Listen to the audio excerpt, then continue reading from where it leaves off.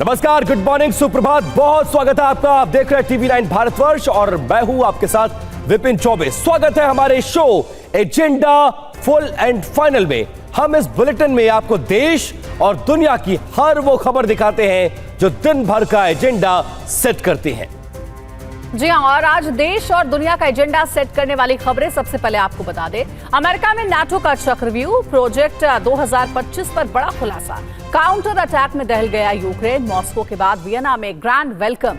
सबसे पहले शुरुआत एजेंडा फुल एंड फाइनल की करेंगे बड़ी खबर के साथ। अमेरिका में हो रहे नाटो देशों की बड़ी बैठक की अपडेट है। नाटो समिट में यूक्रेन युद्ध पर हुई है चर्चा। नाटो बैठक में यूक्रेन को हर संभव मदद का भरोसा दिया गया। अमेरिका के राष्ट्रपति बाइडेन ने कहा, नाटो पहले से ज्यादा मजबूत हुआ है, किसी भी देश की आक्रामकता रोकने में सक्षम है।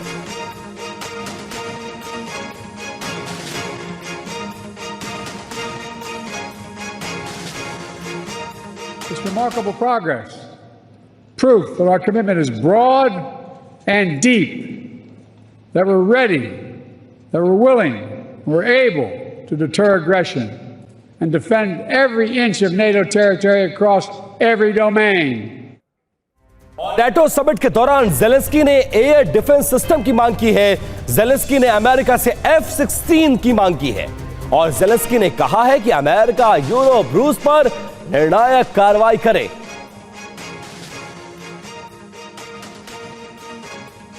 Дорогі українці, зараз Вашингтон, сьогодні починається саміт НАТО.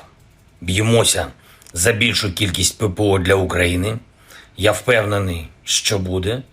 Б'ємося за більшу кількість літаків F-16. Ми боремось, щоб були.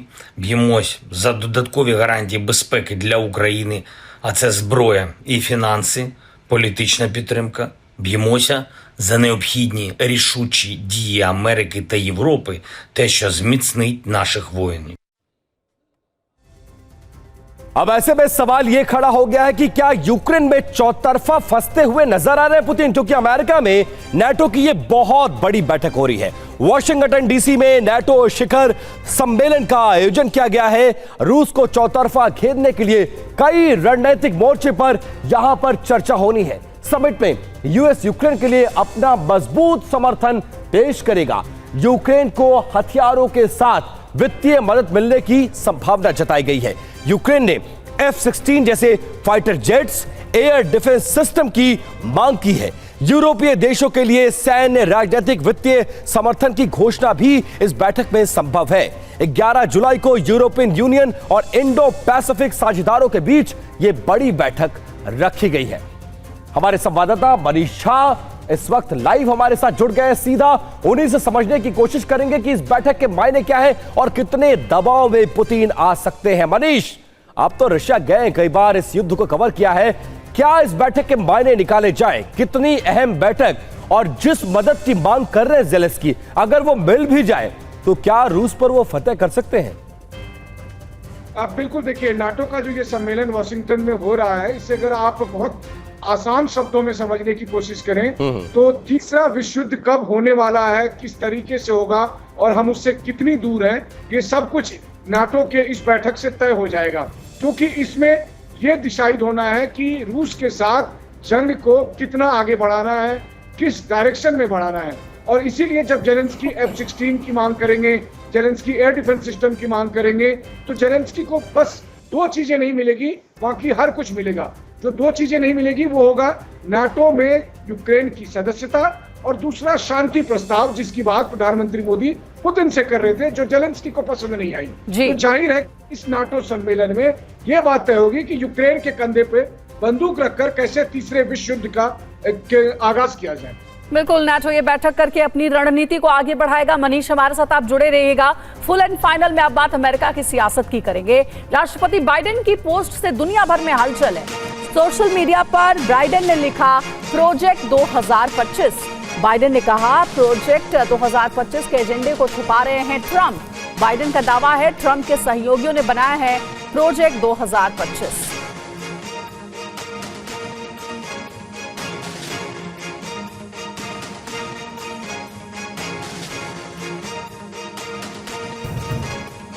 तो प्रोजेक्ट 2025 को लेकर के सोशल मीडिया पर यह पोस्ट किया गया है, जिसमें कई चौंकाने वाली बातें सामने आई हैं।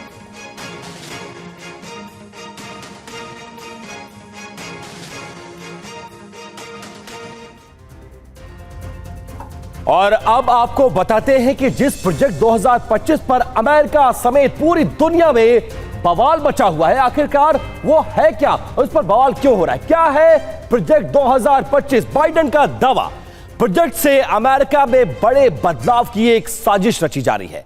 ट्रंप के रिपब्लिकन सहयोगियों की यह एक बड़ी योजना है। सहयोगियों ने ट्रंप को 920 पन्नों का पूरा प्लान दे दिया है। प्रोजेक्ट में कई पूर्व वरिष्ठ प्रशासनिक अधिकारी भी शामिल हैं। अमेरिका में बड़े स्तर पर इसमें आंदोलन कराने की तैयारी भी रखी गई है।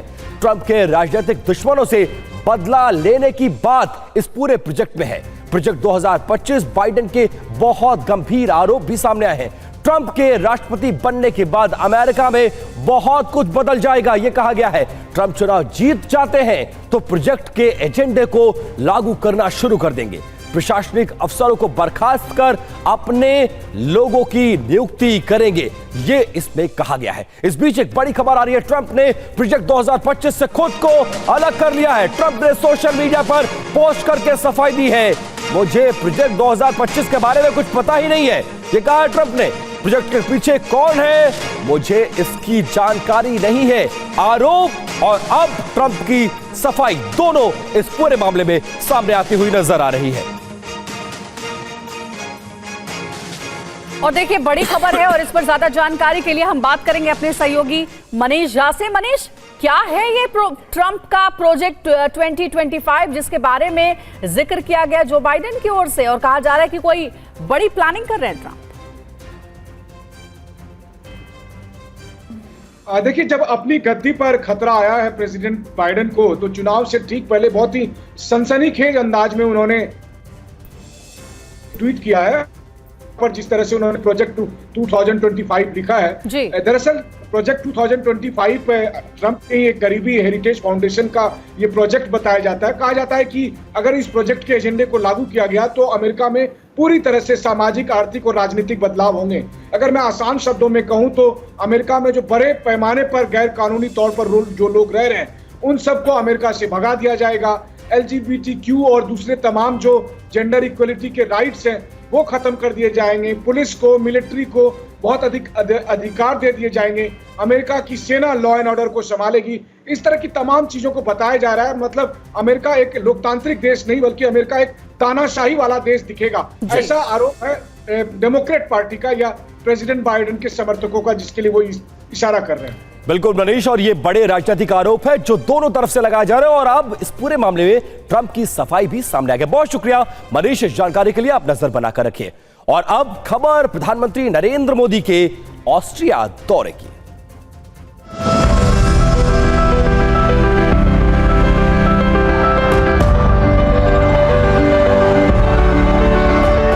प्रधानमंत्री जी जब यहाँ आए बहुत खुशी हुई है और उन्होंने बहुत अच्छे से हम सबको ग्रीट किया है। अब चांस मिलता नहीं है, चांस मिल गया तब।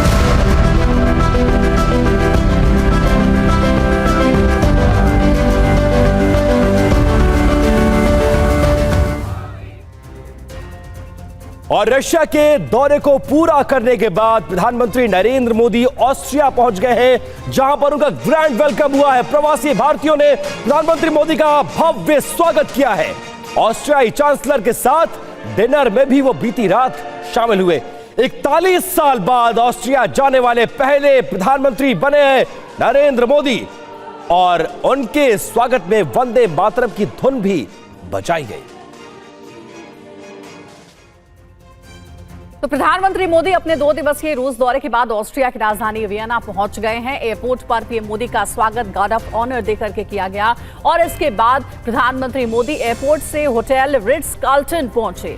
होटल पहुंचने पर उन्होंने भारतीयों से मुलाकात की। यहां पीएम के स्वागत के लिए वंदे मातरम की धुन भी बजाई गई।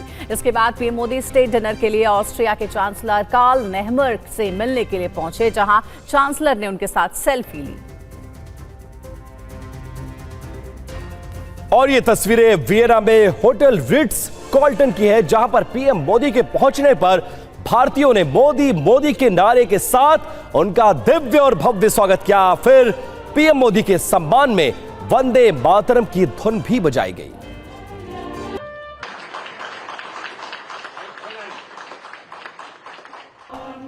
और पीएम मोदी ने भारतीय लोगों से इस दौरे पर मुलाकात भी की, जिनमें छोटे छोटे बच्चे भी शामिल थे।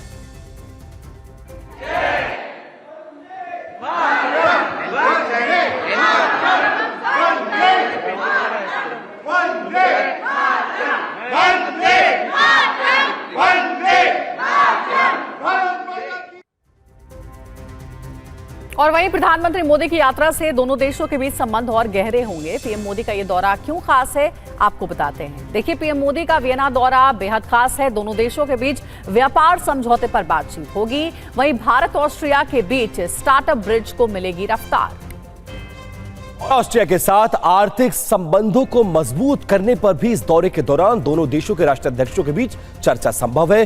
बुनियादी ढांचा, ऊर्जा और आधुनिक तकनीक पर एक बड़ा समझौता होने की संभावना जताई गई है। दोनों देशों के राजनयिक संबंधों के 75 साल पूरे हो रहे हैं।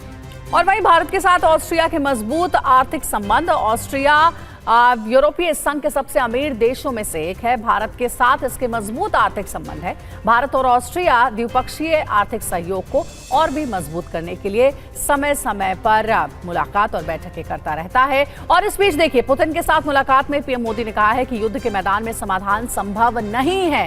पीएम मोदी बोले, हम विश्व में शांति चाहते हैं, मानवता शांति चाहती है। पीएम मोदी ने कहा, भावी पीढ़ी के लिए शांति जरूरी है। छोटे बच्चों को मारा जाना हृदय विदारक है।